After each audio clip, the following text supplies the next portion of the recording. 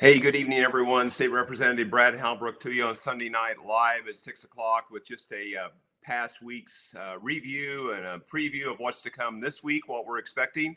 And we've got some interesting special news that came out of a Sangamon County court that you're probably beginning to hear about or have been hearing about over the last 48 hours. I've got a special guest that'll join me here just in mere moments to talk about what happened out of the Sangamon County Courthouse. Again, just wanted to let you know, session all week was canceled this past week because of the snow. The governor did give his State of the State and budget speech, which we can touch on maybe also a little bit here in this video. And then this week, no one is scheduled to be back in Springfield until Tuesday the 15th. However, we do have a ton of committee work to discuss and to deal with. But I also wanted to bring to you a couple of bills that we've been talking about, been pretty hot all over social media. The first one to be really aware of is HB 4640. That's Conroy's bill that would give people access to your health data. That's going to be in Human Services Committee on the 9th at 9 a.m. As of moments ago, there was almost 17,000 witness slips that had been filed in opposition. I also want to give you an update on Morgan's HB 4244. That was the Vax registry bill. As of moments ago, before we went live, 35,845 witness slips, opposition witness slips had been filed on that bill. That bill is in a subcommittee called Special Issues. And so that bill, and I believe that in being put into that subcommittee is because of you all filing those witness slips in opposition to that. At this point in time, I'm going to bring on my special guest, Jeannie Ives, to talk about the action out of the Sangamon County Court this past Friday afternoon. Jeannie, welcome to the event this afternoon. How you doing there? Hey, thank you for having me. This is great. Great. Well, thanks for taking a few minutes to join with us. And so, of course, we'll get right into it. The discussion was about the court hearing about the masking, right, and all that. And it was a class action suit brought on by Tom DeVore and about 145 plus or minus schools, 700 plus parents. Is that correct? Yes. So what happened is that it became pretty obvious that the mandate was going to stand unless somebody sued about the mandate and due process. And so Tom DeVore took on the case in a very short matter. And I'm talking about probably 10 days. He reached out and said, look, if you want to be party to the school lawsuit, here's the amount of money I need, and I can have no more than 8 plaintiffs against every single school district. If you want to sue them, get your stuff together, fill out this form, and we'll take you on as a plaintiff.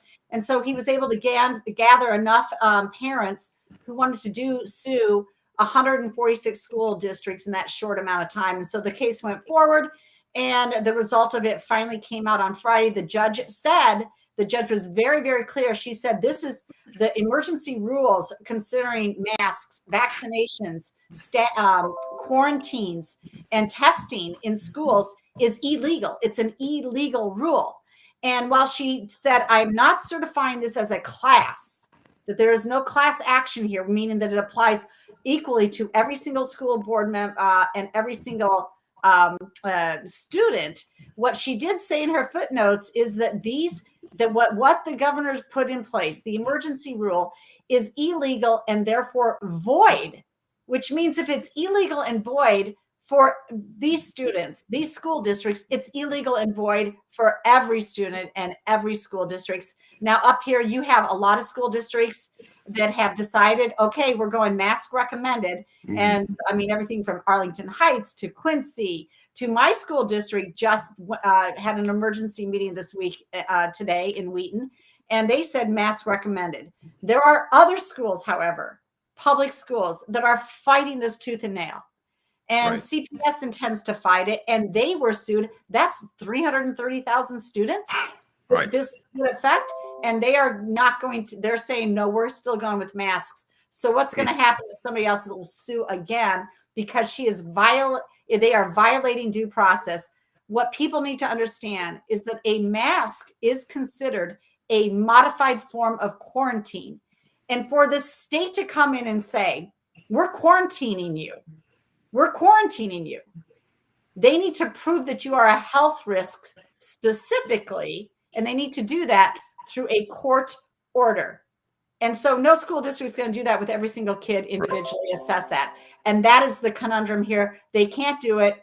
Will never be able to get the due process done on that. And so it is mask optional as far as I can tell. One other thing, why is this important with Deb Conroy's bill 4640? Because if they can quarantine you, if you have to hand over your health records to the government so they understand whether or not you're vaxxed or not, what your health status is or not, then guess what? Then they can quarantine you as well. And so that's why her bill needed to fall, and it needs to go down. So anyway. Right, exactly. Well, let's touch on something that was kind of important. You touched on it there briefly. The class was denied. I don't know if that's the right legal jargon or not, but so I don't want people to view that as a defeat to what happened, because there was a major victory here. But let's just walk through that, Jeannie. The class was denied. So this class is all of these schools and parents that joined together that formed the class, right?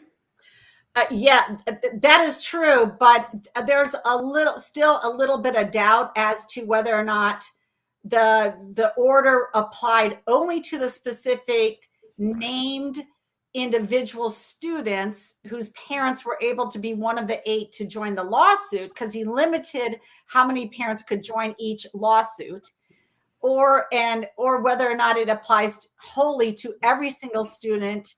And the same thing with the school district. Does it apply only to the named school districts, or does it apply to every school district? And so the class status was denied, saying that it applied to every single student in every single school district in the state of Illinois. That said, her footnotes clearly state, for even a layman to read, that the governor's emergency rules, the IDPH's emergency rules regarding this, are illegal, because they violate due process, and therefore they are void.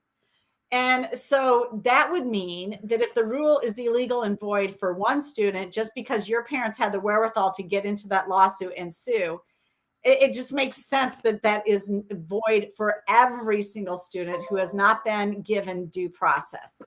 Unfortunately, you've got really bad teacher unions, quite frankly, and really bad school boards who want to control every aspect of your life. And therefore, they're going to, until you sue them specifically, they're going to try and keep your child in a mask that does not work. And that is shameful. Right, exactly. And so I think that's important to know, so parents understand that, and their families, that even though they weren't a party to this suit, I think they run into a real equal protection problem if it doesn't apply across to everybody, right? I think that's kind of the issue. So you would just, because those parents that weren't a party to this original suit, they could, if they so desired, and because that precedence was set on Friday afternoon, should be a slam dunk for them. How can the judge change course now when we already have this precedent that was set on Friday afternoon? So those parents that were not a party to this, again, I'm not a lawyer and I didn't stay in the Holiday Inn last night either. I think it makes sense, right, that they should have that same opportunity that the TRO, the temporary restraining order, would also apply to them in their school district. Yes. And then what Tom DeVore, the attorney in this case, did is he did send something to some of the plaintiffs that they can share with other people that were not able to become a plaintiff in this case. That means somebody who was suing the school districts. He said, and this was sent in light of the recent court ruling, many parents have asked for a letter they can provide to their child's school supporting their decision to send their child to school mask-free next week. Plaintiff parents have offered the below sample letter for you to customize and send to board members. Okay. So in this case, it's basically, my name is blank. I have blank children who attend whatever school. On February 4th, the judge ruled that the emergency mask mandate and guidance from the governor are void. The mask mandates in our schools are illegal. No authority exists under law to mandate them. Although my child is not listed on the lawsuit, I understand that with this judge's ruling, all children and teachers are afforded due process of the law. And so it's just a template letter that basically they could send to their school board and basically put them on notice. You're violating due process. Right. Right. And I think it's unfortunate, though. I mean, we're an island here in the state of Illinois when it comes to these mask mandates. And, my daughter was just, doing a show choir competition in Iowa. Our school was the only one that started out in masks, but by the final show, a lot of even our students had their masks down because it just doesn't present well. But nobody nobody else there was there doing it. And they were schools from Wisconsin and Iowa and, Minnesota even. And yeah. So we're seeing the data roll in and about how these masks are a detriment to our kids and learning and to be able to communicate on and on and on. We know that this is going to be the past year and a half, almost 2 years, these kids have lost at every age level, and you got to feel for them. It's a tough go, and it's just got to go. So I'm pleased with its decision on this TRO that came out Friday afternoon, and so hopefully this is a step in the right direction. Just kind of touch on that. The governor immediately Friday afternoon or evening or Saturday morning filed an appeal to this. I mean, he's completely tone deaf to what's going on here, it seems like. Well, talk about tone deaf. You had the Iowa governor basically say, we're done with COVID. There's nothing going on in Iowa with COVID anymore. We're not testing. We're not mandating anything.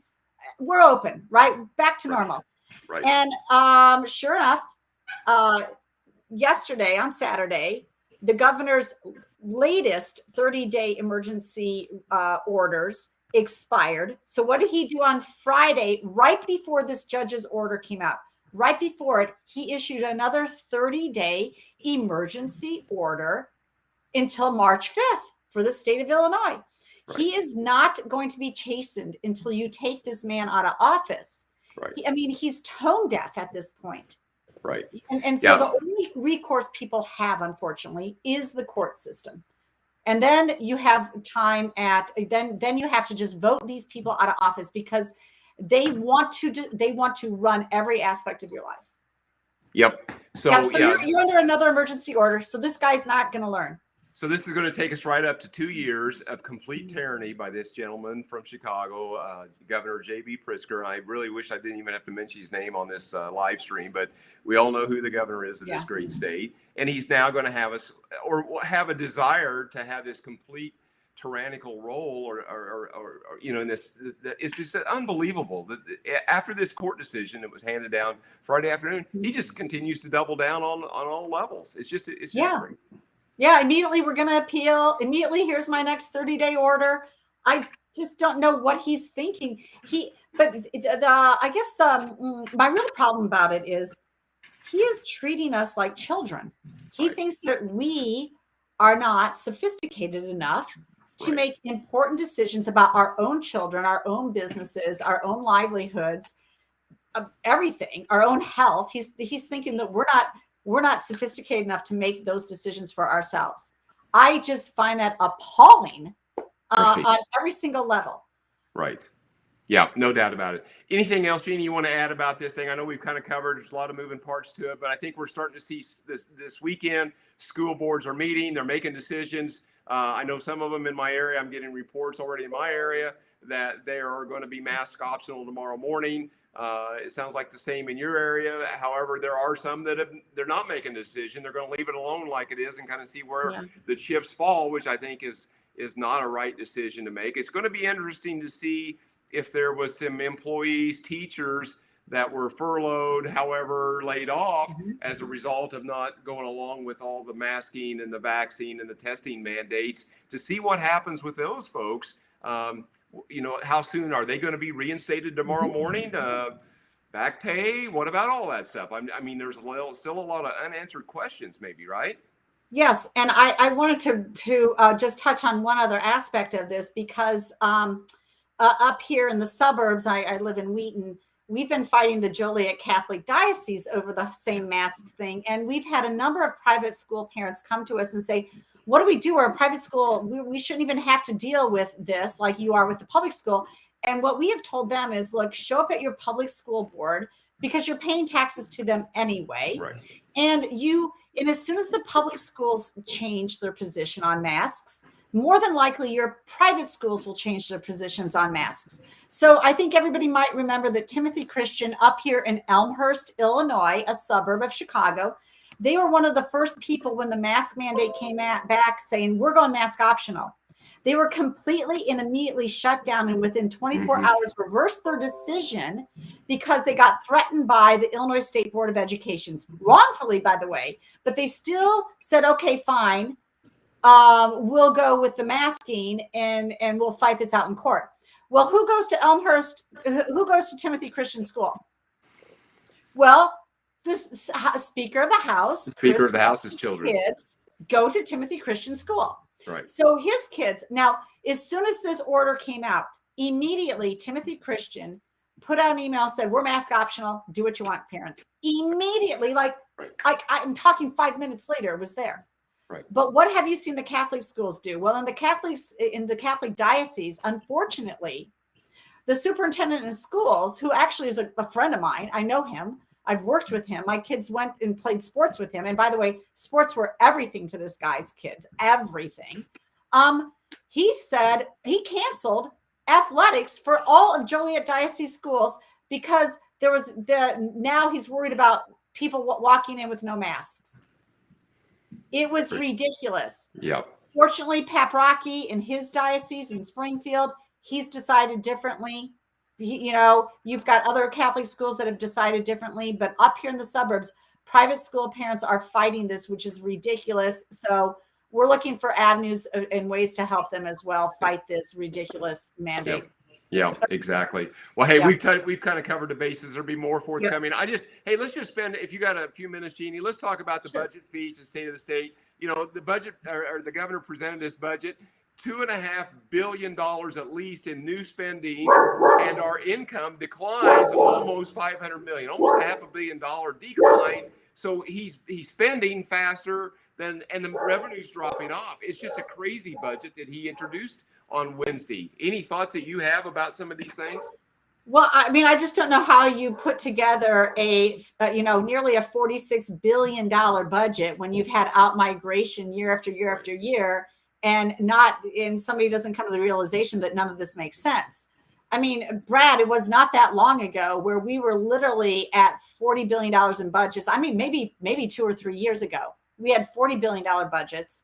And now in the span of 4 years, you're at $46 billion. Heck, I remember when we first started kind of in the 2013 timeframe, we were looking at about $31 billion budgets. Right. You're now at a 50% increase because you're at $45 billion plus. I mean, to have that much of an increase in 10 years, in one decade, in one state, something's out of balance here. And it doesn't end well. Yeah, the cost of, or the cost of government, or the price of government, is going up at a much higher rate in this state than anything else is, other than maybe the out-migration that you spoke about. Out-migration seems to be at a fairly brisk clip and will continue to be so under the policies that have been coming out of Springfield and Chicago over the last few years. The energy bill last summer, and on and on and on. I mean, it just never stops. Yeah, so we're... I don't know what to tell people, but I will tell you this. If you vote in different people, you get a different result. Right. And that's just the truth. I mean, Indiana, well-run budgets, pensions really doing quite well in terms of their funding percentage. They are pushing more into pensions. They did have favorable returns last year, but and that helped them with their pension debt. But still, overall, Illinois has the lowest credit rating among all the states. We have, the biggest pension debt when you look at it across the number of people we have. So it's not a good state to be in right now fiscally. Right. They've been paid. All budgets have been papered over by this free COVID money from the federal government, and that we've got a lot of problems still. Well, and let's talk about that. The comptroller and the governor for the last several months, and we'll continue to hear more of that as we head into this election season, of how they have performed all their financial wizardry and have done all this magical things, right? With these dollars that, our bills to pay is current. We're not behind with anybody, which is not true, because in this budget, there was several $100 million to get caught up on the employee health insurance cost. Okay, so it's not that we're all caught up like they claim they are, but there's no financial wizardry on their part. There's tens of billions of dollars from the feds that have flowed into this state at multiple levels of government. And of course, the state of Illinois is a direct recipient of several of those dollars. So it's just crazy how they twist and spin and say, hey, we figured this all out. When if it hadn't been for the feds, they'd be in worse shape than they ever had been. Yeah, I know. I mean, look, it feels like when we get in here and we talk about Illinois finances, that it always seems like we're playing the negative game. Like we're not ever happy with the state of the state. Right. But what we're not happy about is the lies. We're just not, they're not being truthful with you. Right. I mean, and for him to sit and say that even without federal bailout money, we would be in good shape, it's just the biggest lie ever said about our finances. That is 100% not true.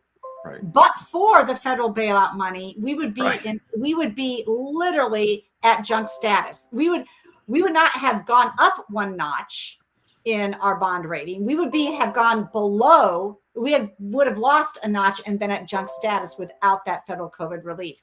And the COVID relief was so important that everybody who got it personally, whose businesses got it personally, all that money got cycled into income, got taxed as income, and then got spent where you increase sales taxes. This is why we're doing so well, because you had $180 billion flow into the state of Illinois alone amongst all the COVID relief to provide for this additional income revenue from taxes.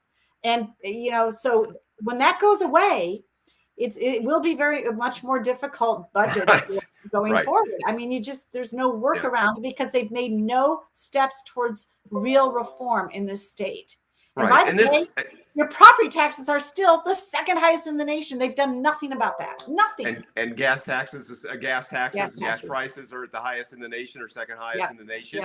And again, this is all one-time money. And the majority party in Springfield has done a good job finding places, new spending for this one-time money, that 2, 3, 4 years from down the road, when that money goes away, what are they going to do? Where's that funds? Are they going to eliminate that program? I don't know. And I mean, let's talk about violence prevention. I mean, I think he's putting a couple $100 million more into violence prevention programs. Right. Gee, do you remember back in the day when we had that other violence prevention program, and it was completely a fraud? Right. I mean, remember that? Nobody found out where the money went. Nobody figured it out where money. Nobody has figured out where that money ever went. I think it was like $56 million. I forgot what that program was called, Brad. But some neighborhood initiative. Neighborhood something or other. But it was ridiculous. So I mean, they're not on the right track here, and I don't like my money wasted. And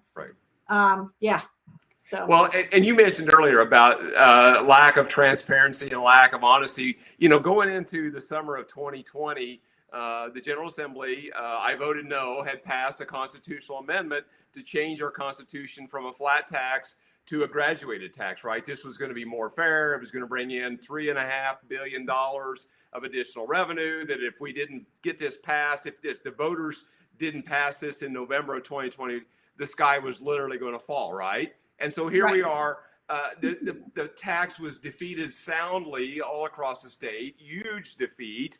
And here we are last Wednesday, and the governor's proposing a handful of tax cuts, right? So why was it 2 years ago, the sky was going to fall if we didn't change the tax structure in this state, to now we're handing out tax cuts? Because it's an election year. Oh, not hard. It's an election year. He's got to get reelected in 10 months. Not more gimmickry or any of that kind of stuff with the election year gimmicks. Wow. No. Wow. Oh my gosh. It's just remarkable what people buy from this guy. So right. Excellent. Well, hey, we could probably go on for a while here. I appreciate you taking time out of a Sunday evening to discuss these things. Guys, we'll have more updates. This probably will come back this week as things unfold. And again, we're not in Springfield until Tuesday the 15th, a day after Valentine's Day. So if we don't see you between now and then, have a safe week. Hopefully we get all dug out, the ice all melts, the snow melts, and we get back on the road here and things start to turn around for us in the state of Illinois. And with that, I'm going to sign off. Jeannie, thanks for being a part of us tonight, and we'll talk soon, guys.